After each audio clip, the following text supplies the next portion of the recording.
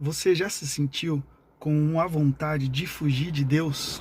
Joel, mas que papo é esse? Pois é, essa semana eu tava trocando ideia com uma pessoa e essa pessoa me falou que parece que ela tá fugindo de Deus.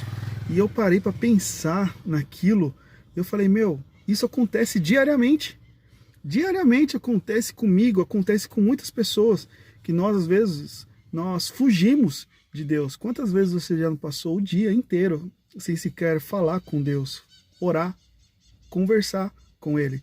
E eu fui ver na Bíblia, muitas pessoas fugiram da vontade de Deus. Um dos mais famosos, né, que está na Bíblia, é o caso de Jonas, né, que Deus ele queria que ele fizesse uma coisa e ele fugiu da presença de Deus. Porém, fugir de Deus significa toda pessoa que peca, que erra, ele foge de Deus. Olha só, propriamente Adão. O que aconteceu? Ele comeu a maçã lá e ele, tentou se esconder de Deus, né? Nós, como no caso nós somos seres pecaminosos, nós erramos com vários tipos de pecados, pode ter certeza que em um momento você vai ter na sua consciência, meu, eu tô fugindo de Deus. E isso é muito grave. Sabe por quê? Porque Jesus ele já pagou, né, o preço. Jesus ele já pagou o preço pelo nosso pecado, pelo nosso erro, pela nossa culpa.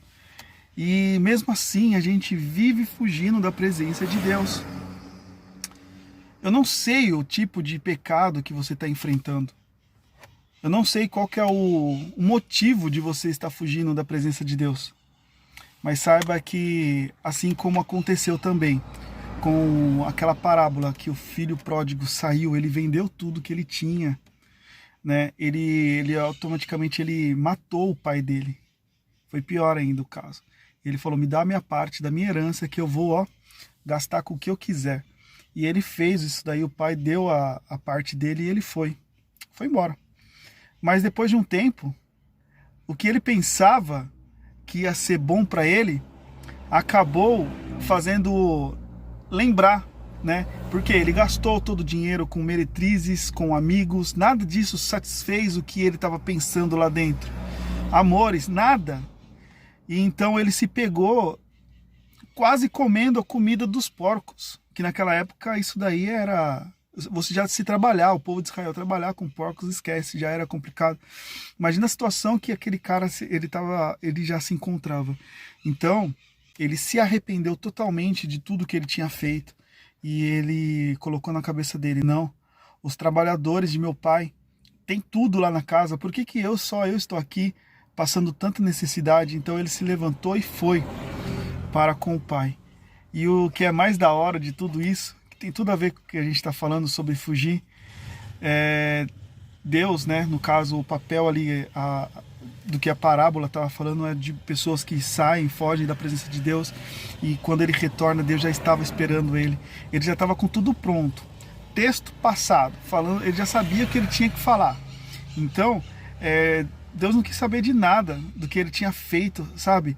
Não queria saber do o que aconteceu, só ele estava querendo ver o filho regressar ao seio do seu pai, porque aquele que volta para Deus, ele concorda com tudo que o pai está propondo nele naquele momento. Quando a pessoa está longe, não, mas quando a pessoa está perto de Deus, ele aceita tudo que o pai quer para ele.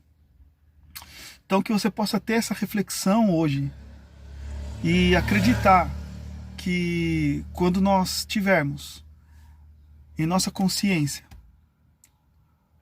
que Deus ele já nos perdoou, é só a gente voltar, se arrepender e ter uma comunhão com o Pai, que, meu, tudo isso vai passar. Tudo, tudo, tudo, tudo. Toda a sua vontade, todo o seu desejo, tudo vai se colocar no lugar. Eu quero ler uma coisa aqui para você, assim, uma frase que diz assim, a nossa carne nos estimula e nos incentiva a fazer o que ela está com vontade agora e nos faz esquecer do amanhã. Mas não podemos nos esquecer de que é certo que o amanhã virá. E com ele as suas consequências e as suas colheitas. O que quer dizer com isso? Se o filho ele tivesse ficado lá, ele ia passar fome, ele ia morrer longe de Deus. Ele ia morrer longe do seu pai. Mas que você possa, com a comunhão de Deus, através do Espírito Santo, você ter algo novo dentro do seu ser, uma experiência, uma amizade que você nunca teve com Deus. É somente isso que vai fazer você aproximar com o Pai. Tá bom? Você possa escutar esse conselho vindo da parte de Deus, pode ter certeza. Primeiramente ao meu coração e depois ao seu. Que Deus ele possa fazer a diferença em nossas vidas e que possamos a cada dia viver mais perto de Deus. Não com as nossas vontades, mas com a vontade de que o Pai quer para nós. Deus abençoe.